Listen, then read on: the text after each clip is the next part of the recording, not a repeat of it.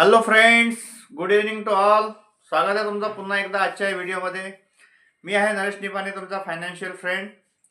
तर आपण काल बघितलं होतं की कशा प्रकारे लोक आपली सगळी महिन्याभराची कमाई एका आठवड्यामध्ये खर्च करून टाकतात आणि काही प्लॅनिंग त्यांचं होत नाही आणि त्यामुळे गरीब लोक गरीबच राहत आहेत. मध्यमवर्गीय लोकसुद्धा त्यांचं लाईफ चेंज करू शकत नाही आणि श्रीमंत लोक हे श्रीमंतच होत चालले आहे. तर का बरं श्रीमंत लोक श्रीमंत होत चालले असं ते काय करतात? तर ते काय करतात, त्यांचं जे काही अर्निंग असतं, त्यांचा जो येणारा पैसा असतो त्याला ते लोक व्यवस्थित मॅनेज करतात आणि इन्व्हेस्टमेंट करतात. तर आपण सुद्धा आज 6 गोष्टी बघणार आहोत की आपण कशा प्रकारे आपलं जे अर्निंग आहे आपण ते डिवाइड करायला पाहिजे. सर्वात आधी येतं आपलं एसेन्शियल एक्सपेन्सेस. आपल्या घर खर्चासाठी जे काही खर्च येतं ते, आणि आपला घराचा किराया झाला, किराणा सामान झालं, जे काही आपल्याला जीवनावश्यक वस्तू आहेत त्या सगळ्या आपण एसेन्शियल एक्सपेन्सेसमध्ये येतात. इतकंच नाही तर आपण जे काही लोन घेतलेले आणि त्यांची EMI सुद्धा ते एसेन्शियल एक्सपेन्सेसमध्येच येतात. तर आपण एसेन्शियल एक्सपेन्सेसवर आपल्या इन्कमच्या 55%च्या वरती खर्च करायला नाही पाहिजे. जास्तीत जास्त आपल्याला 55% अमाऊंट जी आहे ती एसेन्शियल एक्सपेन्सेसवर खर्च करायला पाहिजे. त्यानंतर दुसरं आपलं येतं वेल्थ. तर आपल्याला वेल्थ ह्या कॉलमसाठी आपल्याला कमीत कमी 10% अमाऊंट ठेवायला पाहिजे आणि ती अशा ठिकाणी इन्व्हेस्टमेंट करायला पाहिजे की जे काही आपलं हे महागाईचा दर आहे, महागाई वाढते त्या दरापेक्षा आपल्याला त्याचं रिटर्न जास्त मिळायला पाहिजे त्या इन्व्हेस्टमेंटचं. तर ते कुठं पॉसिबल आहे? इक्विटीमध्ये, स्टॉक्समध्ये, म्युच्युअल फंड्समध्ये आणि रिअल इस्टेटमध्ये ते पॉसिबल आहे. तर आपण ते 10% जे आपण करतो ते करायला पाहिजे आणि इतकंच नाही तर आपले जे एसेन्शियल एक्सपेन्सेस आपण कमी करून हे जे वेल्थच्या कॉलममध्ये आपले जे 10% आहे ते आपण वाढवू सुद्धा शकतो. 10, 20, 30 असं आपल्या पद्धतीने आपण करू शकतो. तिसरं आहे आपलं लॉंग टर्मसाठी आपण 10% इन्व्हेस्टमेंट करायला पाहिजे.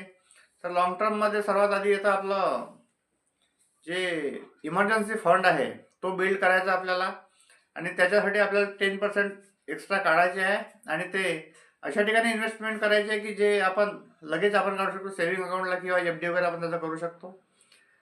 तर ते आणि ते जसं वाढत जाईल तर जितकं आपलं 6 महिन्याचे एक्सपेन्सेस आहे, जसं एक्झाम्पल महिन्याचं जसं 20,000 खर्च आहे तर इंटू 6 म्हणजे 1,20,000 आपल्याला ते ठेवून बाकीचे जे एक्स्ट्राचे पैसे जमा होतात आपल्याकडे तर ते आपण घरचं सामान खरेदी करा, TV खरेदी करणं, फ्रीज खरेदी, अशा वस्तूंसाठी आपण खर्च करू शकतो. किंवा पुन्हा जर जास्त पैसा झाला तर आपण कुठे टूर वगैरे फिरायला वगैरे जाऊ शकतो. त्यानंतर येतं आपलं लर्निंग. सर्वात learning can give you earning. आपण काय करतो, आपलं एज्युकेशन 12वी ग्रॅज्युएशन वगैरे झालं, आपल्याला नोकरी लागली, आपण लर्निंग सोडून देतो. परंतु आपल्याला जर लाईफमध्ये समोर जायचं असेल तर आपल्याला नेहमी शिकत राहणं आवश्यक आहे. तर त्याकरता आपल्याला आपल्या लर्निंगसाठी 10% खर्च करायचा आहे.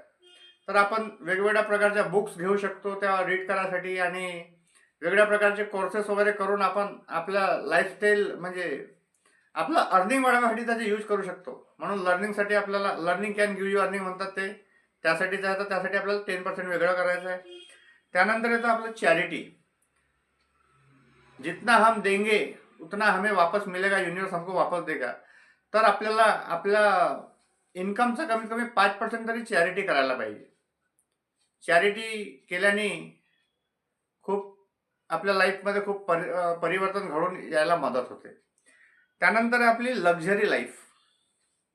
आपल्या इन्कमच्या कमीत कमी 10% आपल्या लक्झरी लाईफसाठी आपल्याला वेगळं करायला पाहिजे. लक्झरी लाईफ म्हणजे विकेंडला हॉटेलला जाणं, मिसेस बरोबर फॅमिलीला घेऊन मूवी बघायला जाणं किंवा कुठं फिरायला बाहेर जाणं, ह्या गोष्टी येतात लक्झरी लाईफमध्ये. त्याकरता आपल्याला 10% आपली अमाऊंट वेगळी काढून ठेवायची आहे. तर आपण जर अशा प्रकारे हे आपल्या येणाऱ्या पैशाला आपण मॅनेज केलं तर आपण खूप छान पद्धतीनं प्लॅनिंग करू शकतो आणि आपला पैसा पण ग्रो होतो आणि आपलं लाईफसुद्धा व्यवस्थित सुरू राहते. तर हीच आजची शिकवण होती. तर भेटूयात नेक्स्ट व्हिडिओमध्ये. आय होप की तुम्हाला हा व्हिडिओ आवडला असेल. तर माझ्या चॅनलला नक्कीच सबस्क्राईब करा, लाईक करा आणि शेअर करा. Thank you so much. Keep healthy, keep wealthy. Thank you.